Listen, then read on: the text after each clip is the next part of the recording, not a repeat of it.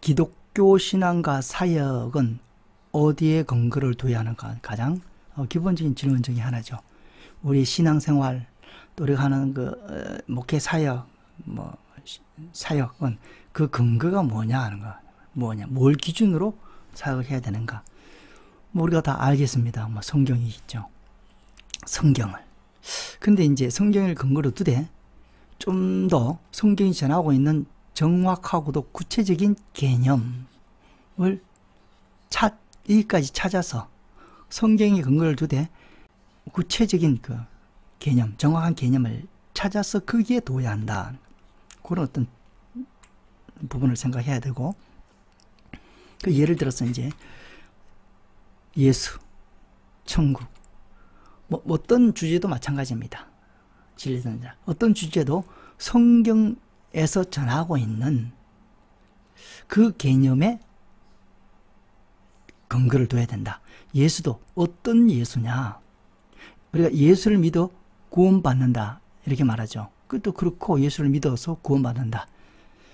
예수는 어떤 믿음이 뭔가 또 규명해야 되고 예수가 누군가를 규명해야 되는데 어떤 예수냐 하면 성경이 얘기하고 있는 예수입니다. 우리가 생각하는 예수가 아니고 불신자들 또 신자들 생각하는 예수가 아니고 성경에 근거한 예수들. 예수. 그 예수를 믿어야 구원받죠. 한국인 자칭 예수가 60명이라고 하지 않습니까?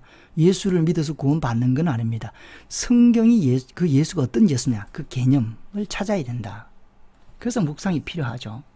천국도 마찬가지입니다. 보통 사람이 기독교인이 아닌 사람들, 아예 종교를 갖고 있지 않는 사람들도 천국에 대한 개념이 있겠죠. 그 개념이 아니고 우리는 성경이 말하는 천국의 개념을 갖고 또 믿어야 된다. 그 말씀이고, 순종도 마찬가지입니다. 성경이 말하는 순종. 내가 생각한 내가 하나님께 순종, 이 순종이겠지 하는데 그게 순종이 아니죠. 우리 대표적인 이야기로 사울을 잡았지 않습니까? 사울은 아말렉 전투에서, 그죠? 아말렉 전투에서 이제 완전히 버림받죠. 그때 버림받았을 때 하나님께 순종하지 않아서 버림받습니다. 그러나 사울이 하나님께 순종하지 않아서 버림받았는데 그 순종하지 않는 사건이 아말렉 전투라고 성경은 얘기하고 있죠. 근데 참 웃기는 것은 사울은 아말렉 전투에서 하나님께 진짜 순종을 했다라고 생각하고 있는 겁니다. 그래, 하나님이 말하는 순종과 사람이 생각하는 순종이 다르다는 거죠. 그래서 우리는 성경이 말하는 순종이 필요합니다. 내가 생각하는 순종의 개념이 아니고 성경이 얘기하는 순종. 지금 우리가 성경적인 생각을 가졌다면 어느 정도 그 순종이 성경적이겠지만, 그러나 계속 그 본질, 그 근원인 성경을 자꾸 봐서 왜곡되지 않도록. 처음에는 성경에서 나온 순종을 개념을 갖고 살아가다 보면 성경을 안 보면 또 그 순종의 개념이 퇴색되고 변질되어 가죠. 우리도 모르게. 그러니까 성경을 계속 봐야 된다는 겁니다. 성경. 진리 전할 때도 마찬가지죠. 복음 전하는 자, 선지자, 다 마찬가지죠. 이것도 다, 누가 복음자, 누가 목사냐, 누가 선지자냐, 이것도 서양 사람들이, 또 우리가 보통 사람들이, 믿는 자가 얘기하는 것도 어느 정도 귀담아 들어야겠지만, 그러나 그것이 우리의 신앙의 절대적인 기준은 아니다. 절대적인 기준은 뭐냐? 성경이다. 성경이 말하고 있는 진리 전달자의 개념이 뭐냐를 찾아서 거기에 근거로 우리가 믿음을 갖고 사역을 해야 된다. 그래서 이제 성경을 찾아보면 이제 진리 전달자는 에스겔서 13장 2절 3절을 말씀드렸던 그 구절이죠. 우리가 믿는 자인 우리도 생각이 성경하고 다르다는 것을 많이 느낍니다. 그래서 이걸 읽을 때 놀라는 것은 우리의 개념하고 다르기 때문이죠. 성경의 개념이. 인자의 너는, 에스겔서는 인자의 너는 이스라엘에 예언하는 선지자들에게 경고하여 예언하되, 이스라엘에 예언하는 선지자들입니다. 이스라엘에 예언하는 자들이에요. 선지자들입니다. 선지자들이 경고하되, 선지자들 중에 거짓이 있고 참이 있다는 거 아니겠습니까? 그러니까 이스라엘에 예언하는 자들 중에 경고하여 이르되 자기 마음대로 예언한 자들에게 말하기를. 자기 마음대로 하는 게 문제가 있다. 너희는 여호와의 말씀을 들으라. 주 여호와의 말씀에 본 것이 없이 자기 심령에 따라 예언하는 어리석은 선지자에게 화 있을진저. 누가 어리석냐? 누가 거짓 선지자냐? 누가 하나님 앞에 화를 당할 거냐? 간단합니다. 만이한 사람, 은혜롭게 전하지 않은 사람, 그런 것이 기준이 아니고 하나님의 말씀에 본 것이 없이 전하는 자입니다. 하나님 말씀에 본 것이 없으면 그냥 자기 심령에 따라 전하는 거예요. 자기가 전하는 겁니다. 핵심은 하나님의 말씀에 없는 것을 전하는 자는 그건 거짓 선지자라. 비록 나는 하나님의 선지자다, 나는 참 목자다, 그건 자기 말이고 그 내용이 하나님의 말씀에 없으면 그것은 어리석은 선지자다. 이것이 에스겔에서 얘기하는 기준이라는 겁니다. 진리 전달자에. 그래서 우리가 성경을 봐야 된다. 대충 봐도 안 되고 정확한 의도를 정확하게 파악하고, 우리가 그렇잖아요. 어떤 사람의 말을 그냥 근성으로 들으면 오해가 생기죠. 그 사람 말을 충분히 듣고 질문도 하고 해서 그 사람의 의도가 무엇이 파악됐을 때 그 다음에 그 사람을 비판하든지 그 사람을 동의하든지 그렇게 되지 않습니까? 그러니까 성경도 그냥 어설프게 읽지 말고 충분히 보고 하나님의 의도를 충분히 파악할 때까지는 성경을 읽었다 말하면 안 되겠죠. 하나님의 말씀 들었다 말하면 안 되겠죠. 그것을 전하고 싶었다. 너무나 당연한 얘기인데 사실 문제가 생기는 것은 당연한 너무나 기본적이고 상식적인 것을 하지 않았기 때문에 거의 모든 문제가 발생하지 않습니까? 그것처럼 성경도 마찬가지다.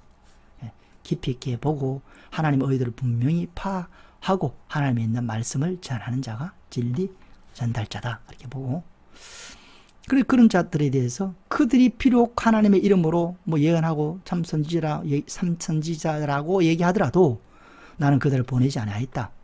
그것이 거짓을 예언한다. 그게 거짓입니다. 맞고 틀리고, 틀린 말을 전한다고 거짓이 아니고 맞는 말을 전한다고 참 예언자가 아닙니다. 하나님의 말씀을 전하는 자가 진짜 예언자고 하나님의 말씀을 전하지 않는 자가 거짓 예언자입니다. 그게 기준이다라는 거죠. 사람들은 간단해요. 자기의 좋은 말을 하면 인정하고 자기 싫은 말을 하면 인정하지 않는 것이 99.9%의 사람의 특성이기 때문에 이걸 알아야 된다. 꿈이나 꿈꾸는 자가 이적과 기적을 보이더라도 당연하죠. 그러나 하나님의 말씀을 어기는 것, 다른 신을 섬기자 십계명을 어겼죠. 그쪽으로 유도하는 자는 거짓 선지자다. 말씀과 반대되는 기적과 하나님의 이름으로 기적을 행하고 하나님의 이름으로 이적을 행하더라도 그 뒤에 그들이 의도하는 것이 말씀과 반대 방향으로 가는 것은 그건 거짓 선지자다라는 겁니다. 꿈꾸는 자의 말을 청종하지 말라. 그렇게 하는 겁니다. 자, 그렇게 봤고, 그러니까 간단하게 했죠. 그에 대해서는 사실 질문과 많은 또 얘기를 했으면 좋겠는데 편안하게 그런 상황이 아니라 넘어가고, 사실 쉽고 기본적인 거지만 아주 중요한 것이 우리의 모든 신앙과 사역은 말씀에 근거해둬야 된다라는 것이었습니다. 다 알고 있는 내용이었지만 또 한번 짚고 넘어갔고, 그 다음에 이제 우리가 성경을 배우려고 하는데 성경은 어떤 책인가를 알아야 되겠죠. AX 플러스 BX 플러스 C, Y equal AX 플러스 BX 플러스 C, 이게 무슨, 어떤 책에서 그걸 읽었어요. 그럼 이건 어떤 책인가 하면 수학책입니다. 영어책이 아닙니다. 영어가 나왔더라도 영어가 나오니까 영어책이라 말하지만 수학을 아는 사람은 그건 수학책이다 이렇게 얘기하죠. 성경은 어떤 성격의 책인가 이거 알아야 됩니다. 영어 나왔다고 영어책이 아니거든요. 그것처럼.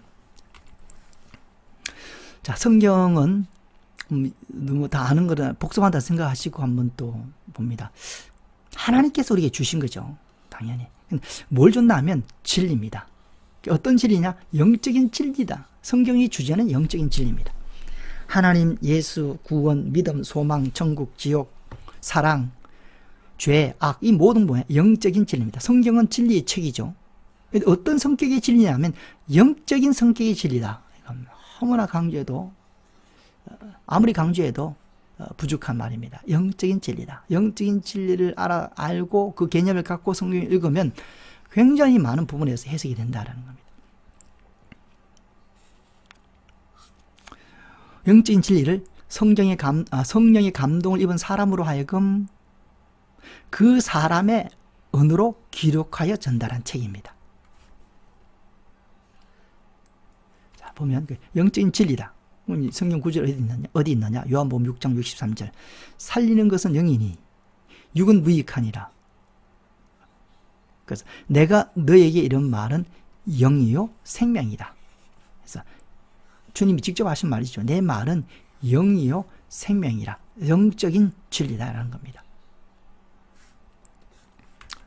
그 다음에 성령의 감동을 입은 사람으로 하여금 기록했다. 좀 이따 또 보겠지만 성경은 저자가 둘이다 이렇게 볼 수도 있죠.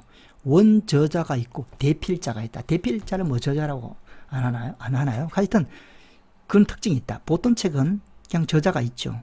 근데 성경책은 원저자가 있고 그것을 받아 쓴 사람이 있다. 그게 그냥 쓴 게 아니고 성령의 감동을 입은 사람이 쓴 자가 있다. 성령의 감동을 입은 사람으로 하여금 기록했다. 그럼 이 감동에 대해서 우리가 생각을 해봐야 돼요. 감동은 베드로후서 1장 21절로 기록되어 있죠. 성령의 감동하심을 받은 사람들이 하나님께 받아 말한 것이다. 받아 말했기 때문에 자기가 저자가 아니죠. 대필자죠. 성령의 감동하심을 받은 사람들이. 또 디모데후서 3장 16절 하나님의 감동으로 됐다. 모든 성경은 하나님의 감동, 성령의 감동으로. 자, 그러면 성령의 감동은 이제 나오죠. 이제 감동이 영감설이죠. 그래서 부분적으로 영감됐다. 하나님의 말씀이 부분적. 그래서 어떤 부분은 하나님 말씀이고 어떤 부분은 하나님 말씀이 아니다라고 주장하는 그런 설 있고, 또 사상적 영감설은 뭐냐면 하나님께서 저자에게 아까 감동을 했는데 1번은 그냥 어떤 거는 지판 볶듯이 어떤 분은 감동했다, 어떤 것은 감동하지 않았다는 주장이고, 사상적 영감설은 다 감동을 하되 저자의 사상에만 감동을 하고 언어 선택은 저자 자신이 했다라고 주장하는 겁니다. 일리는 있지만 우리가 다 우리가 믿음의 근거는 1, 2번에 두지 않고 우리는 축자 영감설의 근거를 두죠. 보수주의자들은. 성경은 어느 특정 부분만 영감된 것이 아니라 모든 구절 하나하나에 이르기까지 완전히 영감되었다 라고 믿는 겁니다. 이게 또 성경 구절에 있죠. 요한계시록 1.1획도 빼거나 더하지 말라. 그러니까 그것은 한 절 한 절 하나님께서 감동시켰다는 얘기죠. 그래서 한 절 한 절 감동을 시켜서 전한 책이다. 그래서 성령의 감동에서 첫 번째 우리가 기억해야 될 것은 축자 영감이다. 한자 한자 성령께서 꼭꼭 집어서 간섭하셔서 기록하게 했다라는 것이고, 두 번째는 뭐냐? 여기 나옵니다. 유기적 영감설입니다. 그럼 그 전에 기계적 영감설이 있는데 그건 뭐냐? 감동의 방법이 기계적, 수동적으로 기록하게 했다. 로봇처럼. 그럼 우리 인정하지. 그 사람을 완전히 무시하고, 그 사람 인격, 성품, 언어 실력 무시하고 기계적으로 영감했다라는 주장이고, 우리가 받아들이지 않고, 동력적 어떤 영향을 주어서 기록했다. 이것도 이제 어느 정도 인정하지만 받아들이지 않습니다. 자연적, 성경은 다른 문서하고 차이가 없다. 물론 감동은 했겠지만 비슷하지만 그것도 아니라 타고르가 시를 쓴 것처럼, 영감을 받아서 시를 쓰는 것처럼 그런 정도의 영감이다. 예술가가 영감을 받아 쓴 것처럼 그 정도의 영감이다. 우리 이제 세 가지는 받아들이지 않습니다. 이건 유기적 영감설이다. 생물체와 같이 서로 긴밀하게 연관되어 떼어낼 수 없는 것처럼 기록자의 성격, 기질, 재능, 교육 정도, 문화, 문체, 스타일 등을 인정할 뿐만 아니라 기록자의 특징과 한계들 안에서 기록하게 하셨다. 한자 한자 영감을 하되 그 한자는 어떤 한자냐 물으면 기록자의 한자입니다. 기록자가 알고 있는 범위 내에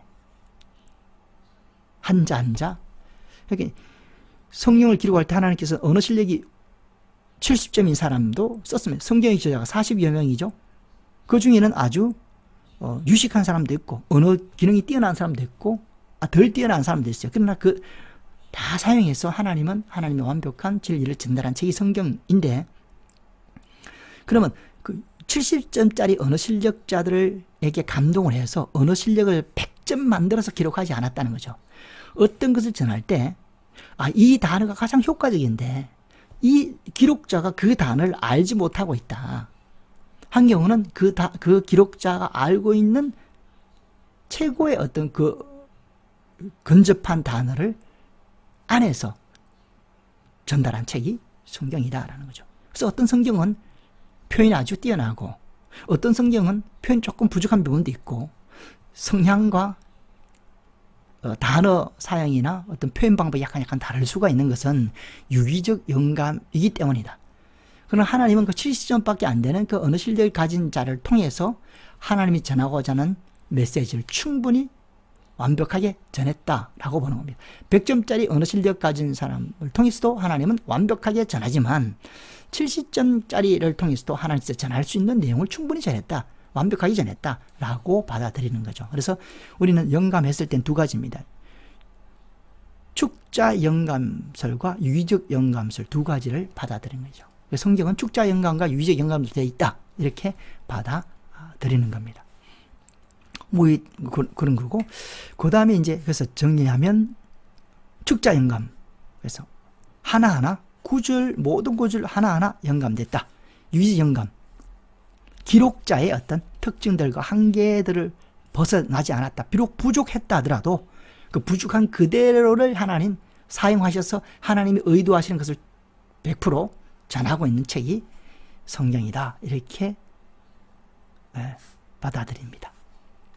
그래서 성경은 그런 의미에서 국어의 정확한 표현에 있어서 완벽한 책은 아닙니다. 기록자가 이미 언어에 대한 약점이 있기 때문에. 그러나 그 약점 투성인 그 기록자를 통해서도 하나님은 영적 진리를 전하는 데는 무호하다라는 거죠. 무호하다. 그러나 그 기록자의 한계가 있기 때문에 그런 의미에서는 무호하지 않습니다. 아까 여호야김 왕도 두 군데 틀리죠. 역대기하고 11개 기록이 틀리죠. 한 군데는 거기서 죽었다, 이스라엘에서. 한 군데는 바벨론을 잡아가서 거기서 죽었다. 이렇게 다르게 표현한 거죠. 그런 것들은 이제 강조법이나 전하고자 하는 어떤 초점이 다르기 때문에 그렇게 전했을 뿐이다. 만약에 그런 외적인 사실을 하나님께서 원했다면 하나님 사람을 쓰지 않고 비디오로 찍어서 보내줬을 거예요. 그게 가장 정확하니까. 근데 그런 전달이 아니다는 거죠, 성경은. 영적 진리를 전하는 거지, 외적인 것을 통해서 영적 진리를 전하는 것이 외적인 완전함을 전하는 것은 아니다. 그렇게 보면 되겠죠. 그 다음에 또 알아야 될 것은 언어 본연의 한계가 있습니다. 언어 자체. 아까 말씀드렸듯이 언어 자체가 불완전해요. 그러니까 언어를 통해서 나가는 모든 것은 성경뿐만 아니라 소설도 그렇고 어떤 진리를 전하는 데 있어서 언어 자체는 불완전합니다. 근데 그 언어는 이제 전달하는 기능에 있어서는 아주 효과적인 것이 언어다. 그래서 또 아까 말한 것처럼 여기 유기적이죠. 기록자의 어떤 그 한계가 갖고 있다. 언어 자체의 한계도 있고 기록자의 한계도 있다. 이런 것을 우리가 생각해야 된다. 그러나 진리를 전달하기에는 언어가 제일 효과적이자 하나님께서 언어를 선택하셨습니다. 인간의 언어를 하나님께서 선택해서 여기에서 내가 진리를 담아야겠다 선택한 거죠. 그게 성경이죠. 하나님이 환상을 통해서 내가 영적 진리를 전해야겠다. 그럼 환상을 주셨을 거예요. 그러나 환상은 오해와 전달하는 데 있어서 아주 비효과적이기 때문에 이 세상에서 전달 효과적으로 가장 좋은 것이 언어다. 아까처럼 행위 예언도 사용하셨어요. 그러나 가장 정확한 것은 언어이기 때문에 언어를 통해서 인간이 쓰는 언어, 그것도 천상의 언어가 아니고 언어를 통해서 영적인 진리를 전했다. 그런 책이 성경이다라는 것을 우리가 그 정도는 이해를 해야 되겠다. 그래서 정리하면 언어 본연의 한계가 있다는 것을 염두에 둬야 됩니다. 성경의 언어는 전달력입니다. 언어의 특징 중에 전달력, 그것을 하나님께서 사용하신 거죠. 그 다음에 언어 기록자의 한계가 있다. 기록자. 그게 이제 유기적 기록자의 한계가 있어도 문제가 되지 않는 것은 하나님이 유기적 영감을 통해 가지고 전했기 때문이죠. 통해서라도 전할 수 있기 때문입니다. 그 다음에 축자 영감. 그렇게 언어 본연의 한계, 그 다음 유기적, 축자, 세 가지만 기억하면 우리가 성경을 보는데 조금 더 바른 자세를 갖지 않을까, 그렇게 생각해서 정리를 했습니다. 그래서 그렇게 감동을 받았다. 영질이고. 그리고 인간의 언어로, 그래서 인간의 언어, 인간입니다. 천상의 방언이 아닌 인간의 언어로 기록하여 영적인 하나님의 진리를 전한 것이다. 그러니까 우리는 인간의 언어를 알아야 되겠죠. 하나님은 우리가 인간이 쓰는 언어를 인간들이 잘 알고 있다고 판단하고 또 잘 알고 있죠. 그나마 잘 알고 있죠. 그래서 인간의 언어를 사용해서 전한 거죠. 그 기록자에 대한 이해. 기록자. 아까 얘기했다시피 일반 서적하고 성경의 차이점은 저자가 한 사람이지만 이 저자가 성령이고 그리고 기록한 사람이 따로 있다. 그렇게 기억하면 되고, 그래서 성경의 의도는 성령님의 의도고 하나님의 의도죠. 그래서 그 의도는 항상 진리입니다. 그래서 성경은 진리죠. 성경이 진리인 이유는 하나님이 기록했기 때문이죠.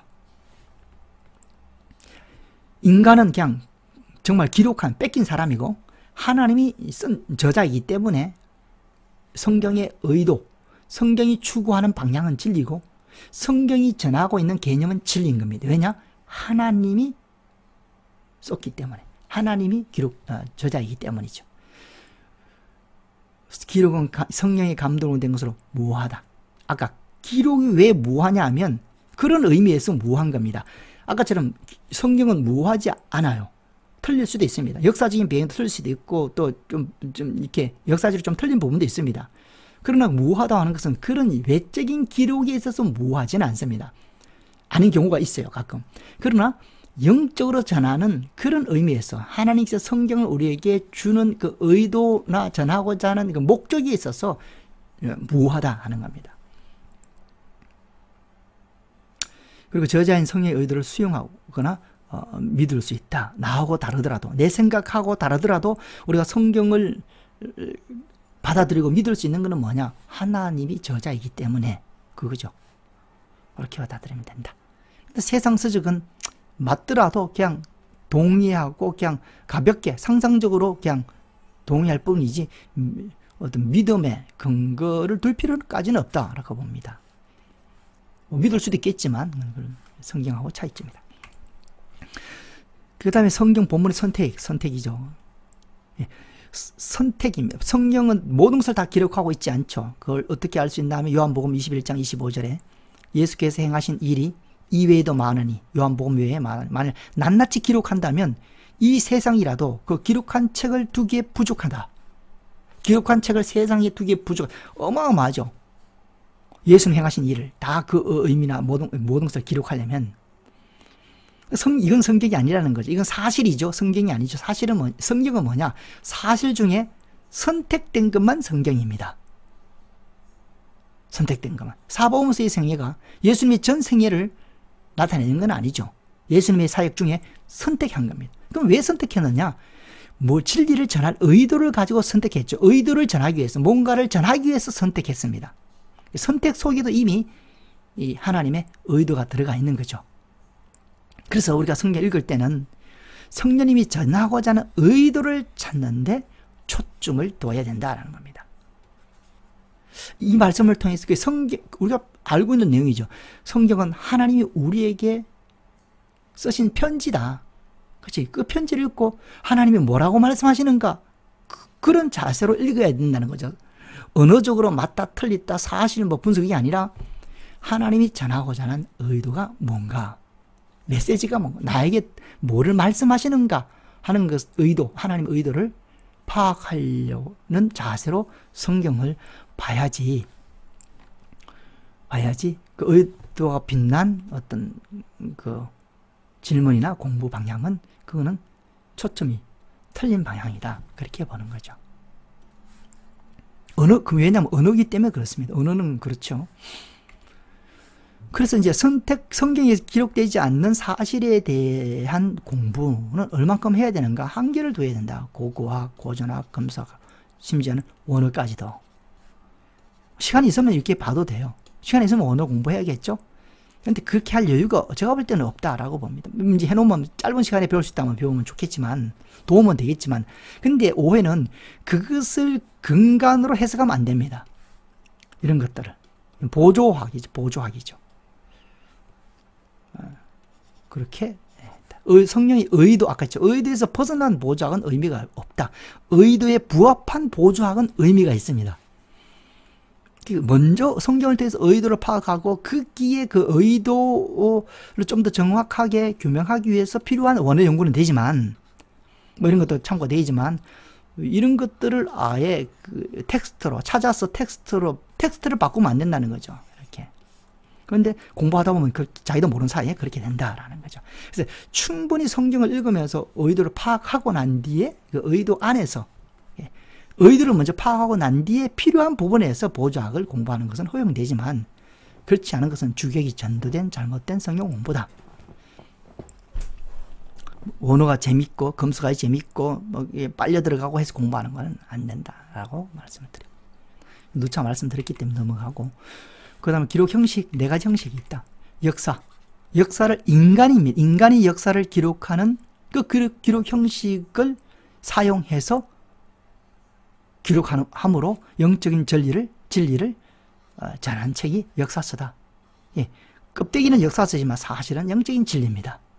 예언서도 마찬가지죠. 껍데기는 인간이 예언하는 형태를 취했죠. 직접 화법 이런 걸 통해 가지고 기록했지만 진짜 그런 것들을 통해서 결국 전하고자 하는 궁극적인 진리는 영적인 진리다. 지난번에 얘기했지 않습니까? 니고데모 성경이 긍정적인 인물로 표현하고 있죠. 예수님께서 질문했을 때 예수님께서 네가 거듭나야 하리라니까 니고데모가 첫 번째 반응이 어떻게 모태에 들어가서 거듭나야 하리까? 예수님의 말씀을 듣고 그 말씀을 공부할 때 질문하고 말씀을 할 때 그 태도가 육적 개념, 보이는 시각으로 하나님의 말씀을 바라본 케이스다.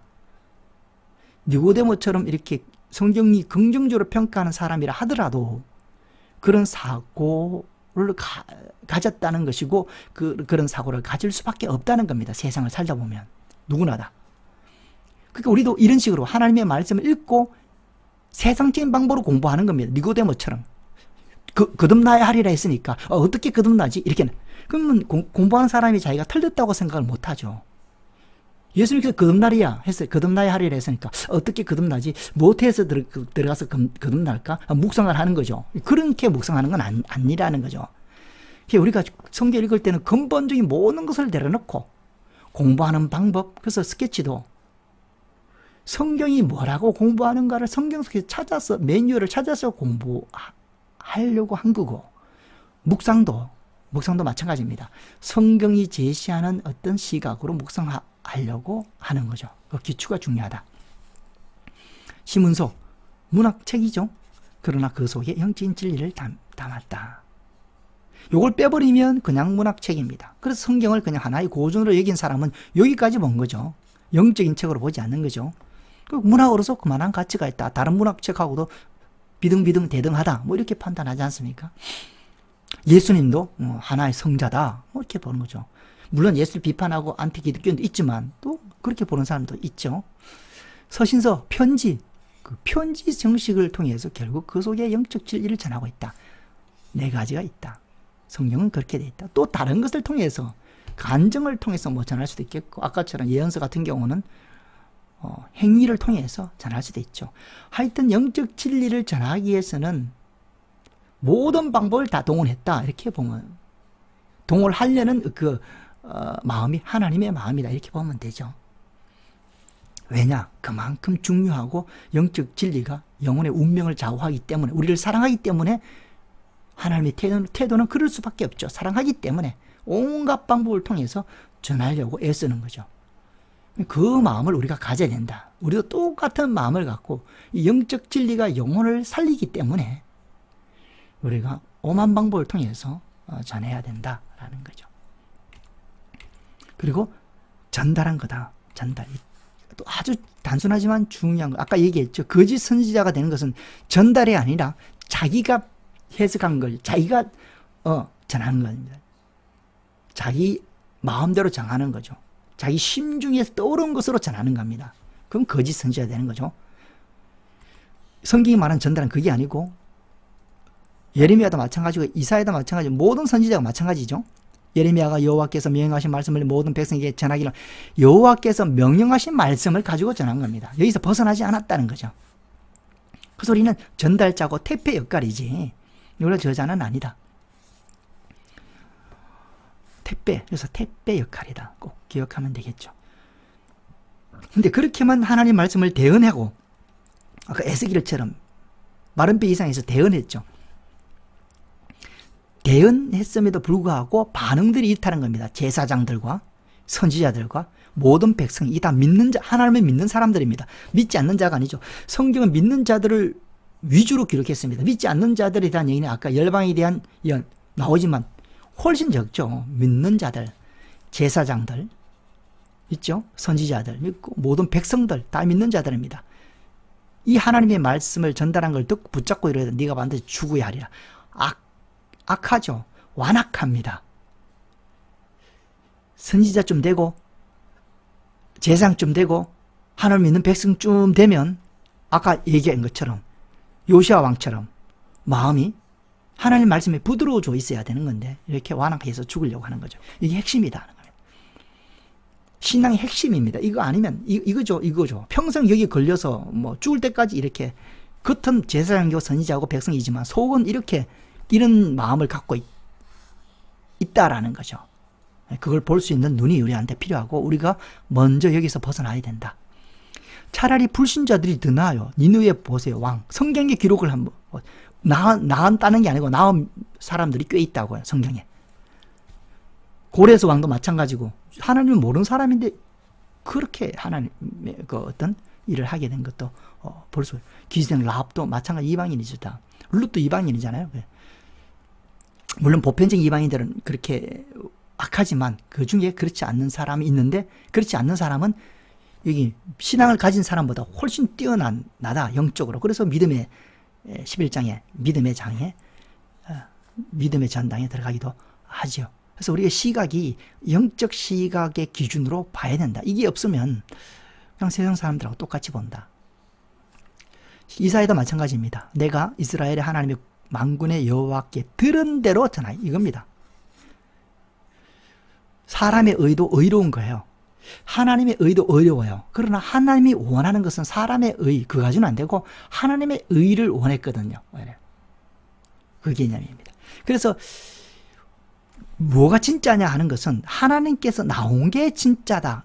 이게 믿음의 사람의 태도죠. 하나님께 나왔냐 안 나왔냐 그겁니다.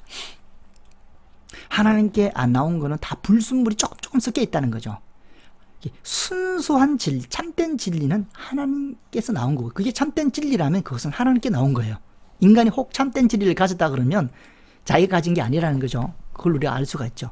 본인은 그렇게 생각하지 않지만 우리는 그게 원리를 알기 때문에 이렇게 말하는 겁니다. 하여튼 그렇다. 그래서 다시 한번 정리하면 성경은 주제가 영적인 진리다. 영적인 진리의 특징이 뭐냐? 영혼을 살린다. 의학적인 진리의 특징은 의학적인 진리도 진리죠. 그 의학적인 진리의 특징이 뭐냐면 육체를 고치고 살리는 겁니다. 그것처럼 영적인 진리는 영혼을 고치고 살린다. 이게 핵심이죠. 우리가 영혼을 구원시키기 위해서 하나님께서 지금 하시는 거죠. 사역도 마찬가지고 핵심은 그겁니다. 근데 영적인 진리를 전하면 바로 사람들이 콧방구 끼기 때문에 보이는 그들이 좋아하는 육체적인 부자가 되게 해주고 그들이 어려운 문제를 풀어주는 거죠. 그래야 이들이 귀를 기울이지 않습니까? 우리가 예언서를 읽어보면 알죠. 왜 예언자들이 그런 행위 예언을 했고 하나님께서 그렇게 하라 했나 하면 사람들이 영적인 진리를 전하면 참된 진리를 전하면 아무도 듣지 않습니다. 아무도 관심이 없어요. 그렇기 때문에 1차적으로 사람의 관심을 끌기 위해서 병도 고쳐주고 이렇게 하면 사람은 좋아하죠. 그때 이제 하나님 말씀을 전하는 겁니다. 예수님도 그렇게 막 기적을 행할 때는 인산인해로 모였죠.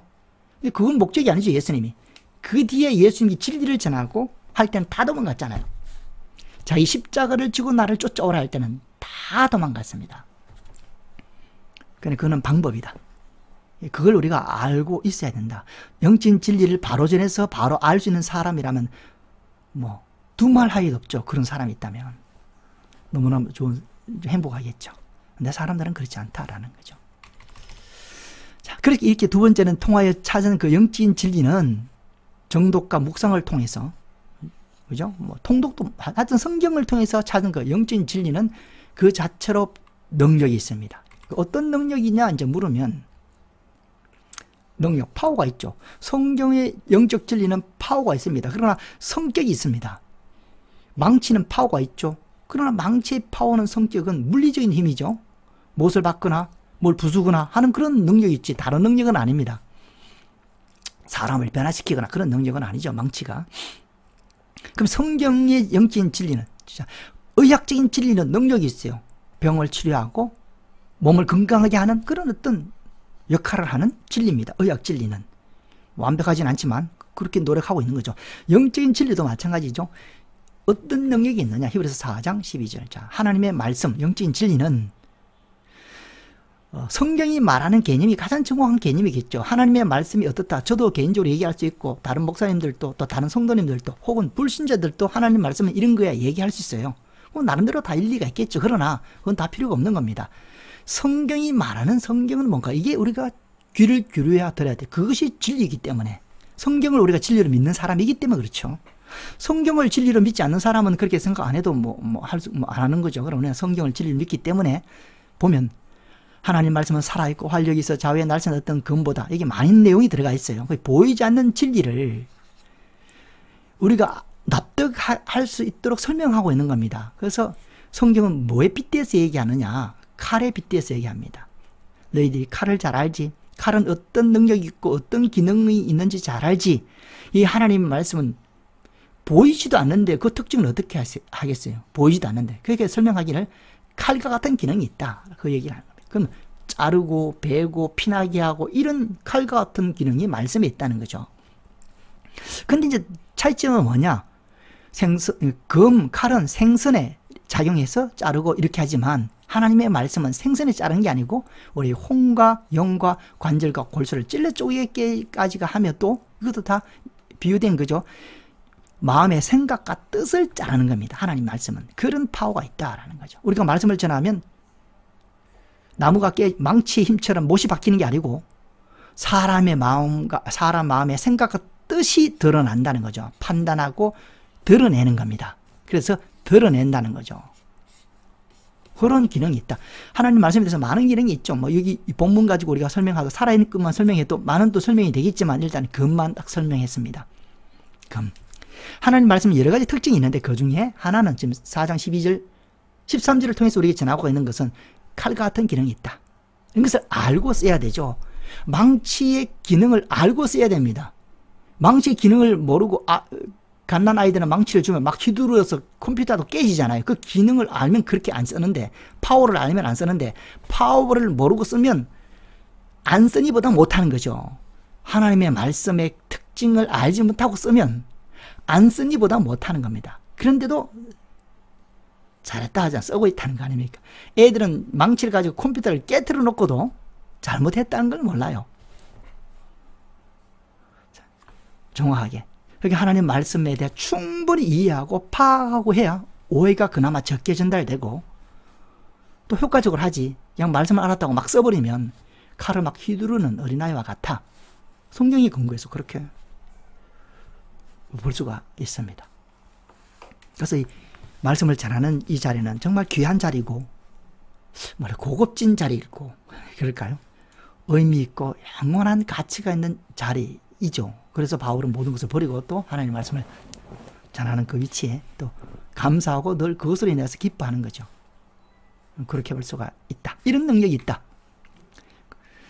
변화시키는 느낌, 그 능력이 뭘 어떻게 변화시키냐면 이렇게 변화시킵니다. 구원에 이르게 한다, 사람을. 구원은 우리가 외적 구원과 내적 구원을 얘기했고, 성경의 궁극적인 구원은 내적 구원이라고 얘기했고, 외적 구원은 다 압니다. 불신자나 믿는 자나 믿지 않는 자나 외적 구원이 뭔지를 다 알아요. 병이 치료받고 가난한 자가 부자가 되고 보이잖아요. 그건 다 외적 구원이. 그러나 영적 구원, 내적 구원이 궁극적인 구원이고 그 구원에 이르는 지혜가 있는 지식이다. 영적 진리는. 그래서 교훈 책망해서 바르게 해서 의로 교육합니다. 의로. 그리고 하나님 사람으로 온전하게 되고 선한 일을 행할 그 내적인 능력을 키웁니다. 이게 많이 부족하죠. 진리를 보고 진리를 주장하고 행하는데 아주 미숙해요. 진리를 듣는 것은 익숙해서 귀만 커지죠. 행하지 않으면 그런 습관이 안 됐기 때문에 쉽지 않습니다.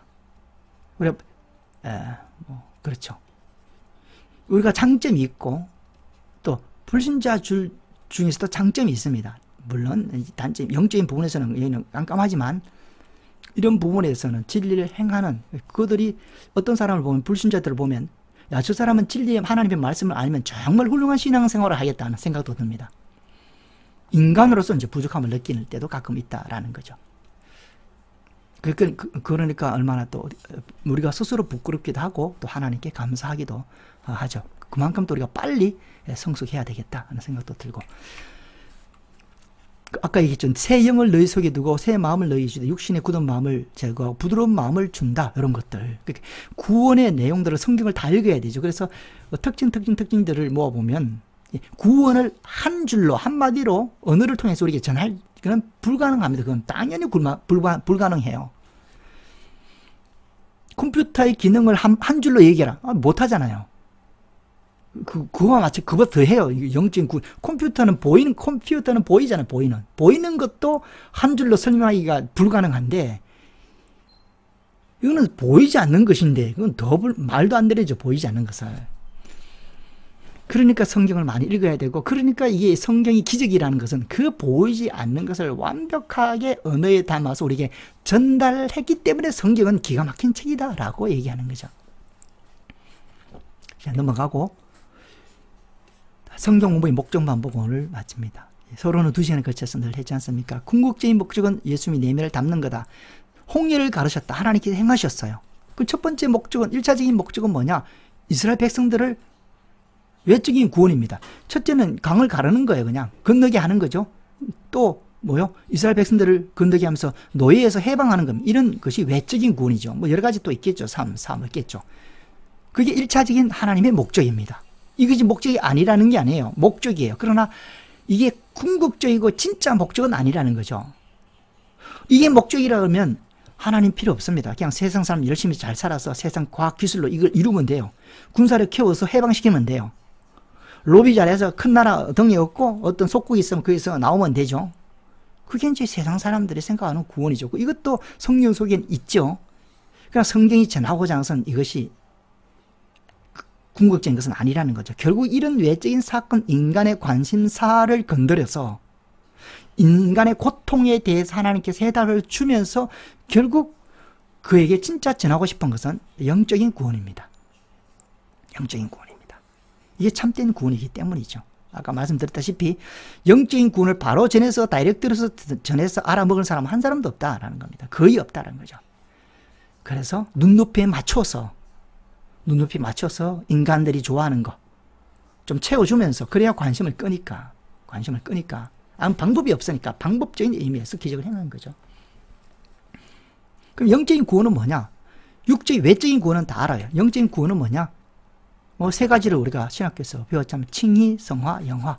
믿을 때 예수님의 모습을 변화, 죽을 때 이렇게 나누어 이걸 받아들여도 됩니다. 받아들입니다. 칭의, 성화, 영화는 믿을 때 죽을 때니까 단순간에 이루어져요. 그러니까 한 번만 믿으면 돼요. 또 죽으면 한 번 죽으면 끝이지. 뭐 2번 죽고 3번 죽지 않죠. 그러니까 모든 것은 성화에 관한 거다. 우리가 인생을 살아가면서 일어난 구원의 그 구원. 이게 궁극적인 목적이다. 이렇게 표현했고 성화는 무엇인가 물으면 예수님을 닮는 거다. 예수님이 어디를 닮아야 되는가? 외적인 모습, 말하는 자태 그걸 아니고 예수님의 내면입니다. 예수님의 생각, 의지, 감정입니다. 간단하죠? 예수님이 생각하는 걸 생각하고 예수님의 사고방식대로 사고방식을 가지고 예수님이 의도하고 추구하는 것을 우리도 추구하고 예수님이 기뻐하는 걸 기뻐하고 예수님이 싫어하는 걸 싫어하는 겁니다. 예수님이 의도하는 걸 의도하고 예수님이 의도하지 않는 것을 의도하지 않고 예수님의 사고방식 시스템을 받는 거죠. 이게 어디 있느냐? 성경에 있거든요. 성경. 성경을 자꾸 읽으면 물론 이제 성경이 전하고 있는 메시지를 듣죠. 많은 사람들이 거기에 초점이 맞춰 있죠.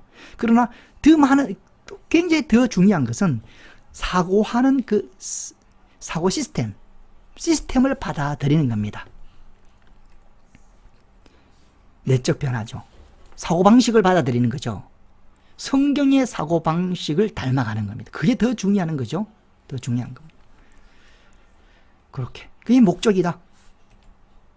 목적이다. 그래서 사도 바울도 너희 속에 그리스도의 형상, 그리스도 형상입니다. 형상, 보이는 형상이 아니죠. 보이지 않는 내적인 형상을 이루기 위해서 해산하는 수고를 한다. 초점이 그거예요. 교회를 짓더라도 뭘 하더라도 다 이 목적을 위해서 수고했다. 선교회를 하더라도 사람들이 너희 속에 우리도 포함되고 우리가 복음을 전한 사람들이나 어디를 향하도록 가야 되냐 하면 예수님의 내면을 담는 쪽으로 이끌어 가야 된다는 거죠. 그러기 위해서 바울은 해산하는 수고를 합니다. 다른 거 안 했어요. 해산은 뭘 하더라도 여기에 관련된 거. 바울이 장막 짓는 알바도 했죠. 고린도 교회에서 브리스길라와 아굴라 장막 짓는 알바를 했어요. 그거 왜 해요? 결국 이 예수님의 내면을 담게 하기 위해서 그게 필요했기 때문에 하는 겁니다. 자기가 생활해야 되기 때문에. 그 부분은 현실적으로 중요한 거죠. 그래서 우리 성교에도 제가 기도하고 있습니다. 그런 부분이 있었어도. 이렇게 하는 것도 결국 내면을 담기 위해서. 내면을 담기 위해서는 이것도 할 수 있고 저것도 할 수 있습니다. 만약에 대형교회가 되어서 예수님을 담는 것이 유리하다 그럼 대형교회를 해야 되고, 소형교회를 해서 유리하다 그러면 소형교회를 해야 되고, 막 그게 아니고 그냥 어떤 선교를 해서 유리하다 판단하면 선교를 해야 되는 거면 그럼 하나님의 사명이 각자가 다르겠죠. 그러나 추구하는 목적은 같아야 되는데 그렇지 않기 때문에 이제 문제다. 과연 목회를 성도들을 내면의 모습을 예수님의 모습으로 바꾸는 것이 나의 목회 비전이고 꿈이다 하는 사람이 몇 명이 될까요? 바울은 그렇게 했습니다. 우리가 바울을 사랑하고 바울을 선생님으로 모신다면 바울이 했던 것을 따라 해야 되겠죠. 그것이 환경이 꼭 이런 환경이다 얘기한 게 아니고 어떤 환경이든지 그런 목적을 이루는 환경은 그건 정확한 정답이다 이렇게 보는 겁니다. 그렇게 보고 그 다음에 이루기까지, 그래서 담기까지, 이게 담는다는 말은 사실은 조금 적합하지 않는 단어입니다. 그러나 보편적인 단어를 썼기 때문에 이게 더 맞다고 봅니다. 받아들인다. 예수님의 어떤 형상을 성경에서 보고 받아들이는 거예요. 이게 참 애매한데 배우는 게 참 애매합니다. 그래서 욕하면서 배운다 그러잖아요. 시어머니한테 당했던 거 그대로 또 자기 며느리한테 한다는 거 아닙니까? 그래서 배운다는 게 꼭 배워야겠다 결심하고 배우는 수도 있지만 나도 모르게 배워주는 거죠. 성경을 통해서 그리스도의 형상을 발견하면 이게 감동이 되면 나도 모르게 받아들이는 거죠. 감동이 된다거나 은혜가 된다면 이미 받아들이고 있는 거죠. 그 배움이라는 것이 그런 성격이 강하다는 겁니다. 그래서 성경을 자꾸 보면 이미 예수님을 보면 예수님께 감동되고 부러우면 이미 그 사람이 부럽다 그런 건 받아들이고 있다는 거죠. 우리가 새로운 차가 쫙 나와요. 요즘 차 많이 나오는 것 같아요. 새로운 차가 쫙 나와요. 정말 마음에 드는 차가 탁 나와요. 그럼 보는 순간 이미 받아들이는 거예요. 받아들이는 겁니다. 닮아가고 벌써 좋아하고 그걸 뭐 사야겠다는 생각도 이미 들어가는 의지가 막 생기는 거죠. 그것처럼 우리가 성경을 통해서 진리를 찾으면, 그리스도의 형상을, 예수님을 찾으면, 그리스도의 내적 형상을 찾으면 빨려 들어가고 매력적이고 그렇게 되면 닮게 된다는 겁니다.